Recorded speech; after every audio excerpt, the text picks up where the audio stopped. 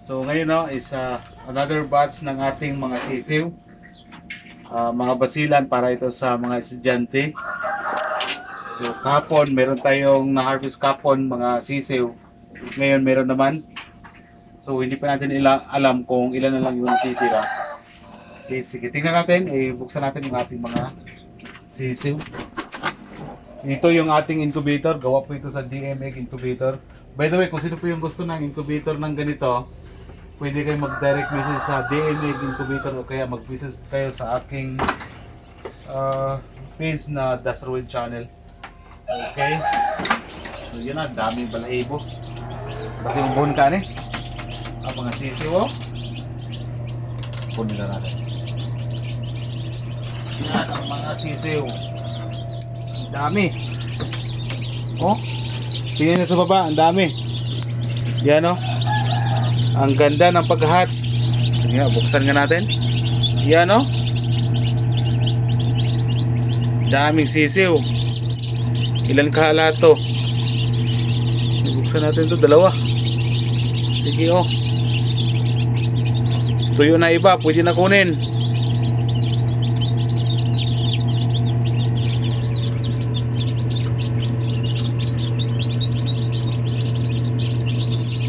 Maipit ang ulo. Sus. Kapabuyag. Oh.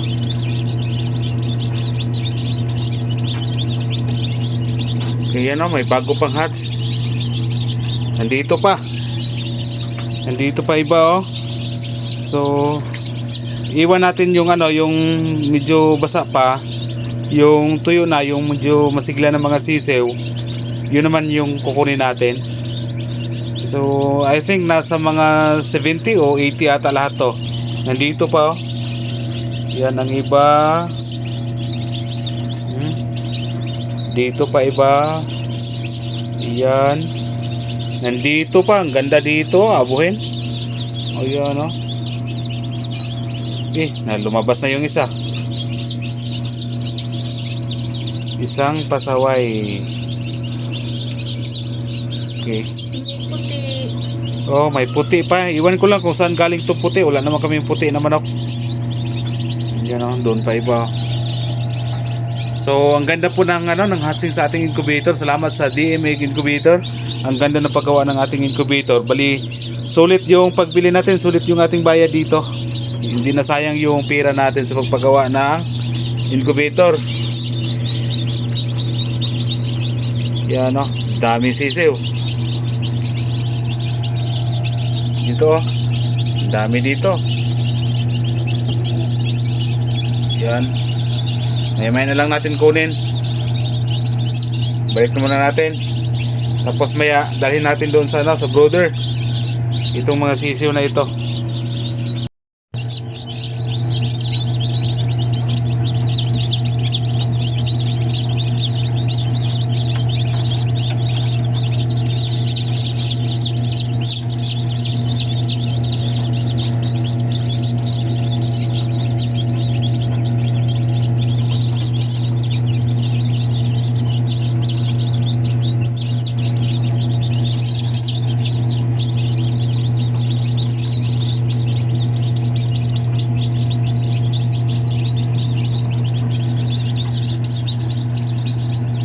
Tapos bukas yung nandito sa ating chiller, i-load natin yan.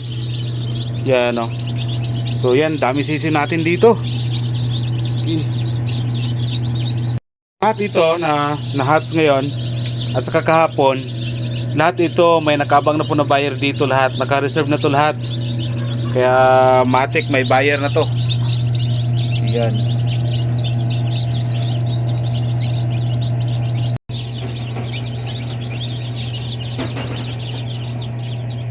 So yan, yung tuyo na kunin natin. Ito siguro 1 2 sobrang itim mo 4 5 Oh, may puti. 7. Iwan ko lang kung saan galing puti. 7, 8, 9, 10, 11, 12,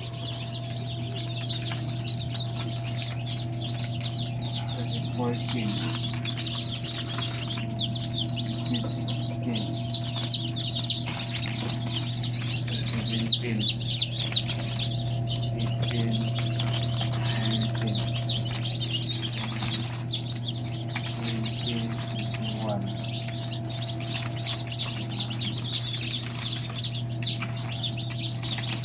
2, 3, 4,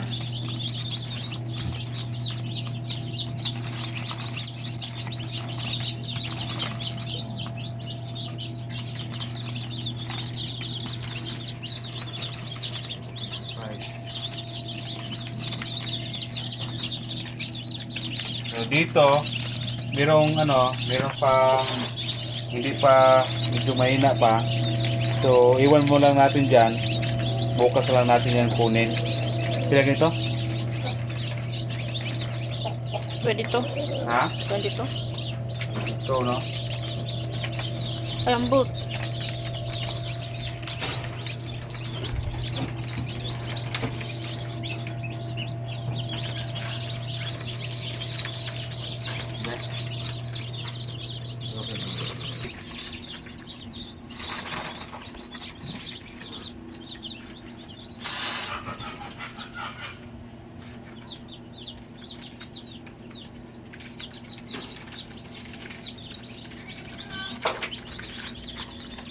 Kat-kat ang ako rat.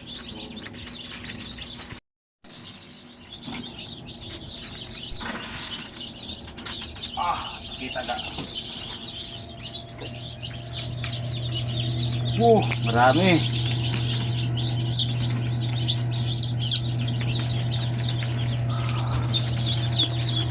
Ito. Okay. Dami. Picture ka. No. Dami. Sige mo. So yan o. Ito ba?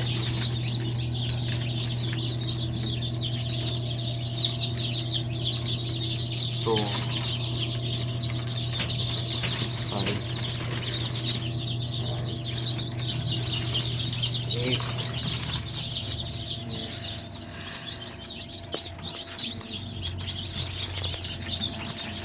12, 13, 14,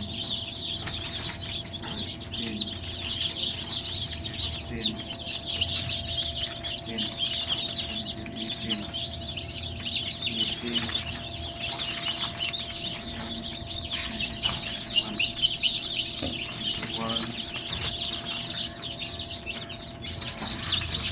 24, 24,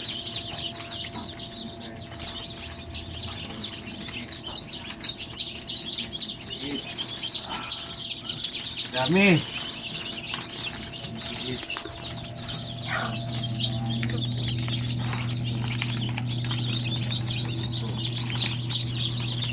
Ito.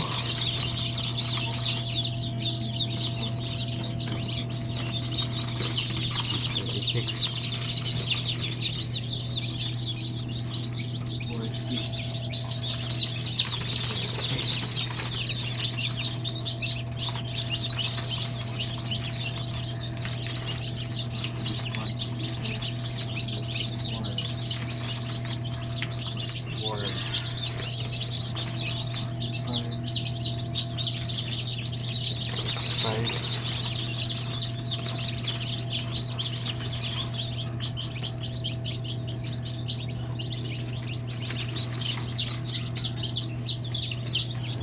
26. Sikit.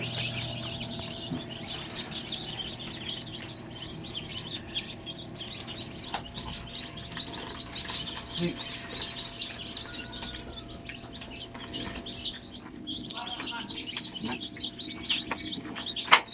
9, Ano yan? Kita.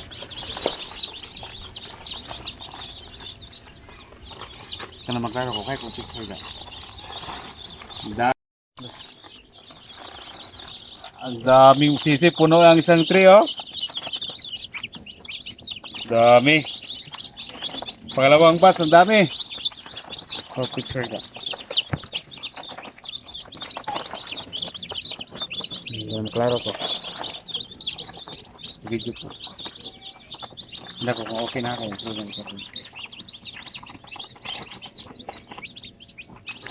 Okay na. So, dito na po yung mga sisiw, no? So, insakto talaga, 100. Walang labis, walang kulang. So, ang dami po mga sisiw natin. Pero ito, kulang pa rin itong mga sisiw na ito. Dahil 300 na mga sisiw yung kailangan sa mga estudyante. Pero meron pa tayong coming na mga mahats. Hindi pa kasi tapos, baka bukas meron pa tayong another batch ng mga sisiw. So baka makuha natin yung 300. Pero kung hindi natin kaya yung 300, sabihan na lang natin yung mga estudyante na yun lang po yung kaya natin.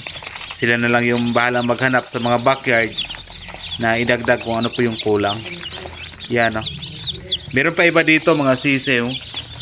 Yan pa, oh. Ayan, iba. Kaunti lang yung nandito. Okay. Yan, oh. Dito yung pinakamarami. Yan. Okay. So ngayon, pakain tayo sa ating mga manok. Yan po sila.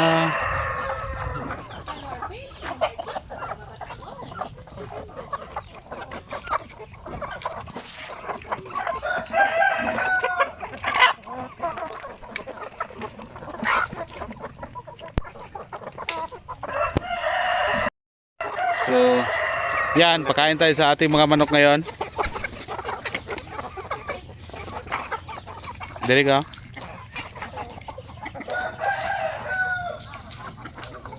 Diha lang, sige.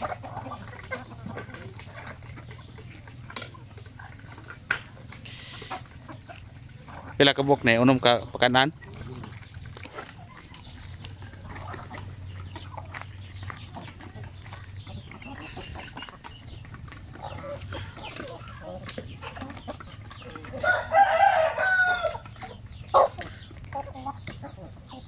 So, ito yung ating mga basilan. Sa next siguro na hats, marami pa kasi nag-inquire, so ang dami po palang gusto mag-alaga ng mga basilan ngayon. So, halos wala tayong bagong breeder dito kasi every time kung makikita na mapipisa yung mga basilan ay binibili agad. Pero actually okay yun kasi mas maganda yung ganyan kaysa wala kang buyer, wala kang magagamit na pambili ng feeds, vitamins, gamot sa ating mga manok, wala. Malaking problema. So sa ganyan na meron tayong maraming gustong bumili, napaka-advantage na sa atin yon. Kasi kung wala kang buyer, nako,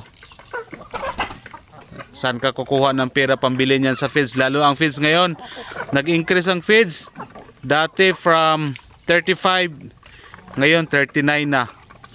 Ang dating 40, nagiging 44 na. So nag-increase na. So kailangan na kumita talaga yung ating mga manok. Kasi kung wala, kaya yung iba siguro hindi tumatagal. Ang sabi nila, lugi daw sa native chicken. Hindi naman ibig sabihin na kung nalugi ka, lugi na rin kami.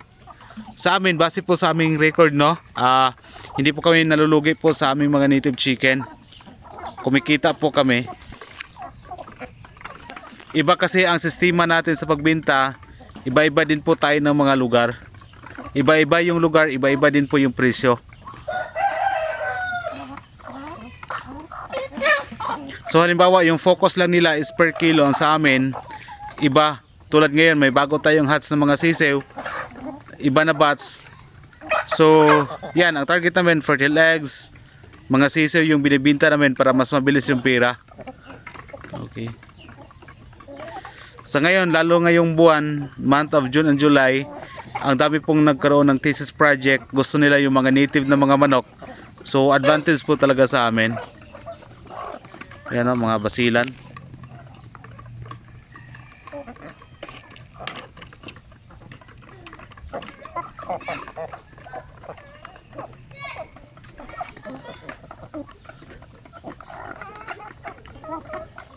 Kung nalugi sila, halimbawa medyo mababa yung presyo nila sa per kilo, hindi ibig sabihin na kami hindi ganun kami magbenta. Iba yung marketing strategy namin. Okay, depende na lang kung lagi nasa isip nila na malulugi sila kahit hindi naman sila nag-record sila. So ibig sabihin hindi nila pwedeng sabihin na nalugi or kumikita sila. So sa amin, medyo hindi kami traditional yung pag-alaga namin sa aming mga ganyan, mga native na mga manok. May incubator kami, may chiller kami, may market kami sa aming mga native chicken, kaya mas madali na lang.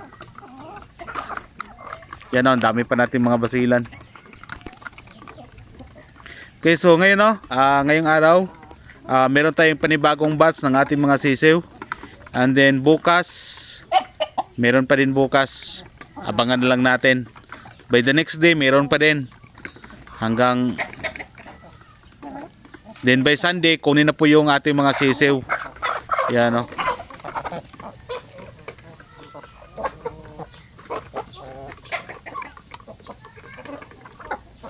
So yung feeds nila may halong kanin yan. Para medyo hindi masayang yung mga kanin sa bahay, at saka merong feeds yan. Okay.